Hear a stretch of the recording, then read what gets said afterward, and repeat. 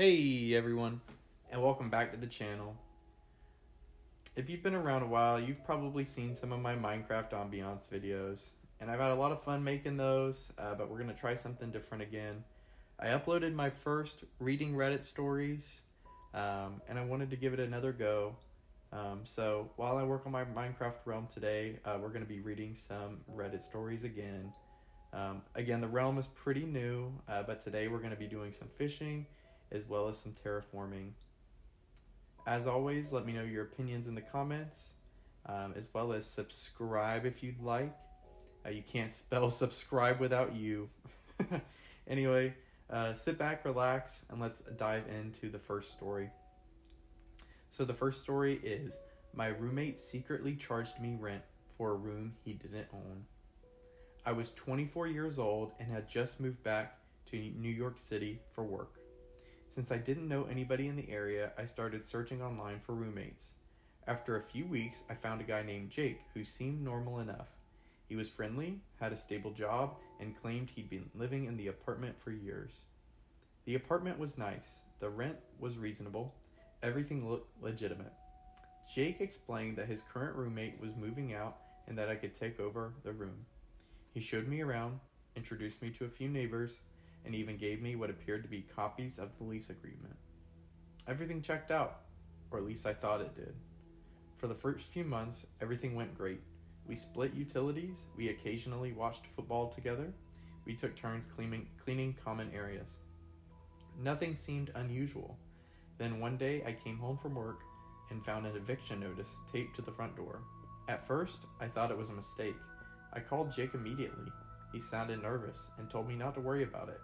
He claimed there was some misunderstanding with the property management company. A few days later, another notice appeared, then another. I eventually decided to call the leasing office myself. The conversation completely changed everything. The leasing manager informed me that Jake wasn't on the lease at all. In fact, nobody named Jake had ever been on the lease. The actual tenant had moved out almost 2 years earlier. Apparently, Jake had stayed behind after the original tenant left and somehow continued occupying the apartment without authorization.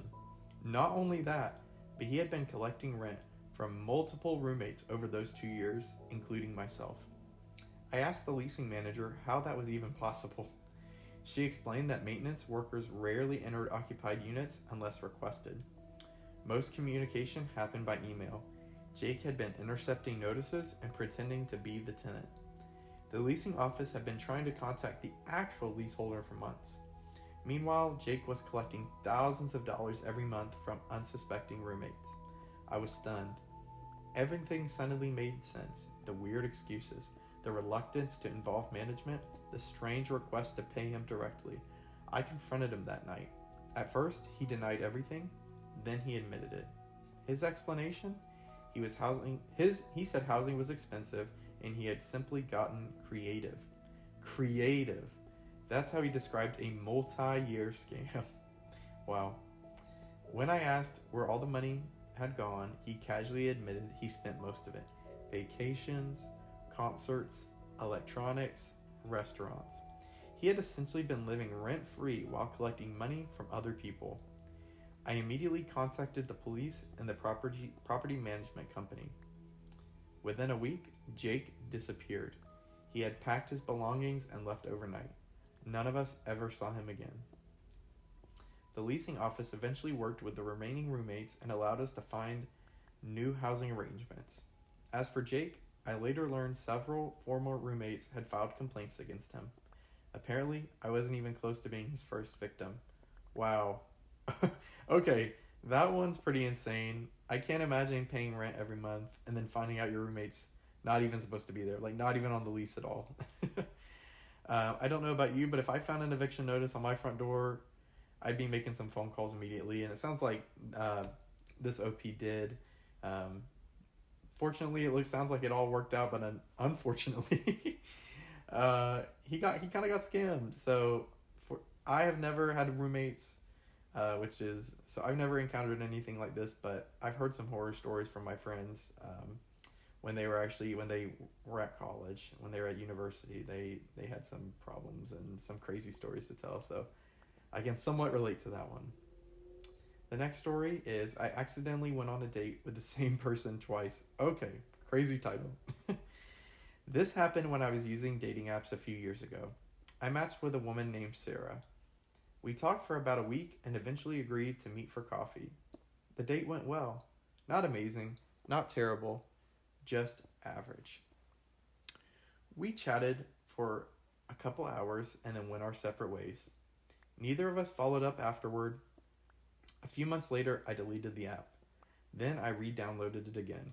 Eventually, I matched with another woman named Emily. Different profile picture, different job listed, different interests. At least that's what I thought. We talked for a few days and planned another coffee date. The moment I walked into the coffee shop, something felt familiar. The woman sitting at the table looked oddly familiar. Then it hit me. It was Sarah. She looked at me. I looked at her. We both immediately realized what had happened. For a solid 10 seconds, neither of us said anything. Then she started laughing. Apparently, she had deleted her old profile and created a new one after taking a break from dating apps. Different pictures, different bio, different name. As it turned out, Emily was actually her middle name. Neither of us had recognized the other through text messages. The funniest part? We ended up having a much better conversation the second time around. Instead of awkward first date questions, we spent most of the evening laughing about how ridiculous the situation was. The second date eventually led to a third, then a fourth. Fast forward 4 years, we're married. Alright, now that is kind of a plot twist that I was not expecting. If I'm being honest, I thought that was going to go down a different path. I thought it was going to be more of a creepy story maybe, but ended up being very, very wholesome. So I'm happy for the OP that it ended up being a good date and ended up, hey, being his wife. So that's really, really cool.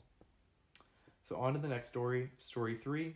My neighbor built a fence on my property and refused to believe me. Oh, geez.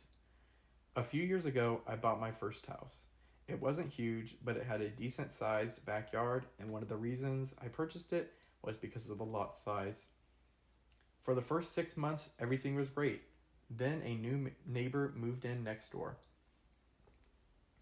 At first, he seemed friendly enough.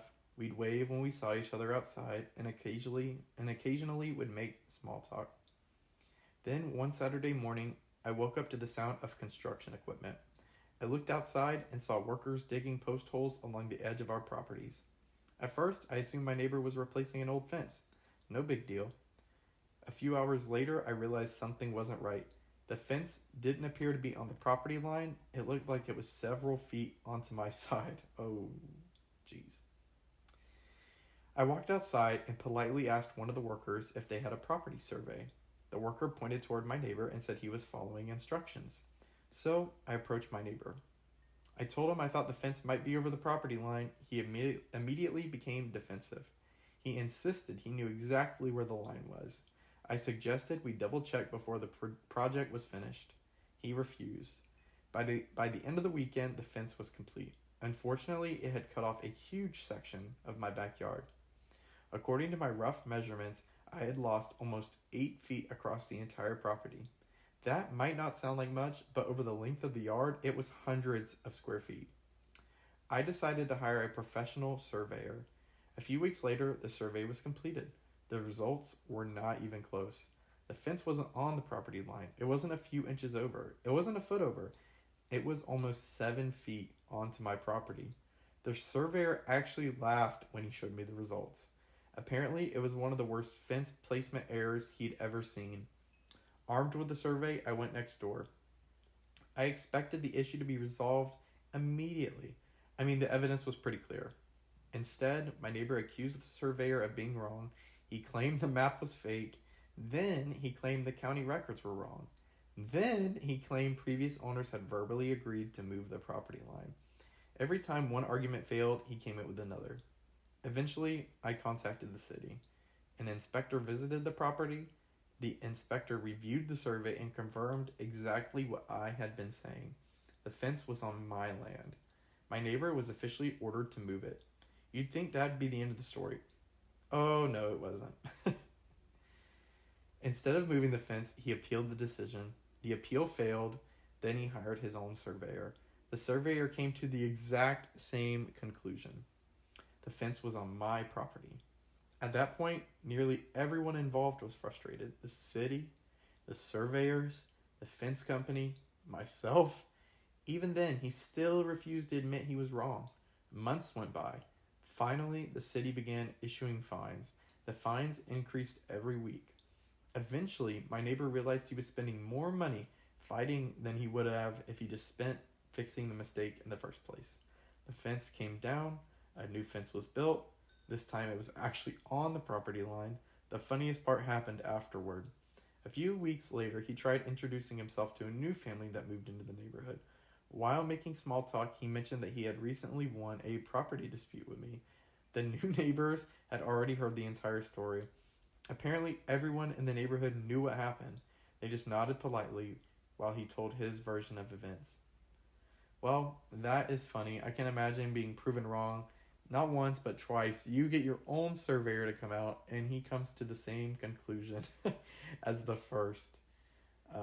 That is funny. And then to go on and tell the new neighbors that he had won the dispute. Makes no sense.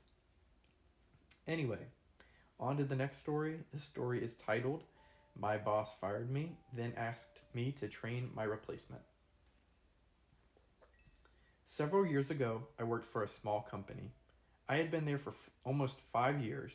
I handled scheduling, customer communication, inventory management, and a bunch of other responsibilities that weren't technically part of my job description.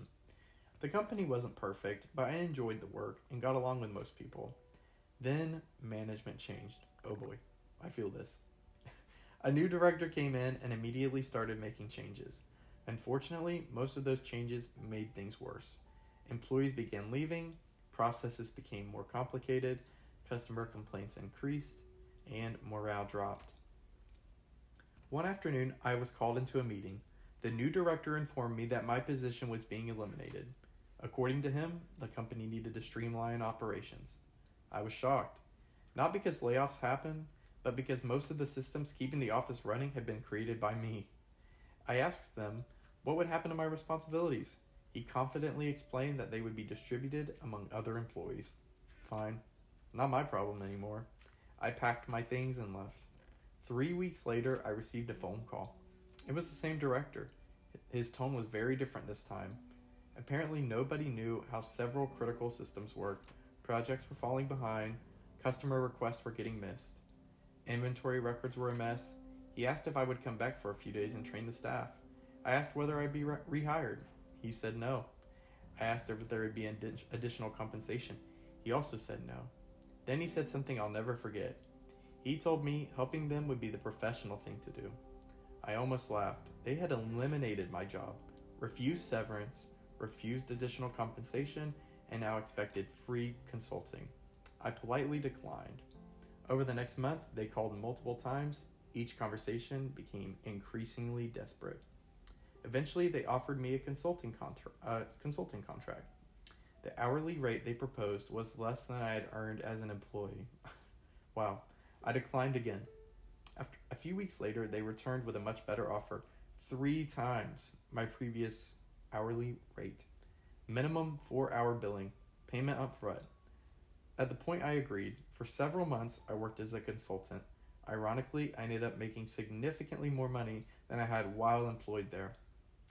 A year later, I learned that the directors responsible for eliminating my position had been fired.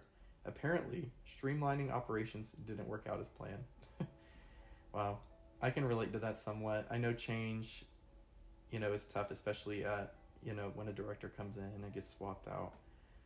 But really, this story is a perfect example of why companies should figure out what employees actually do before getting rid of them.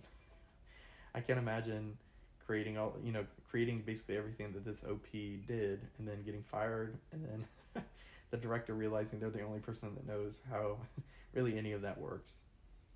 But anyway, I think that's going to do it for the stories today. If you liked what you heard, if you like what I'm doing, please leave a like. You can subscribe and comment below. All right. Talk to you in the next one. Peace.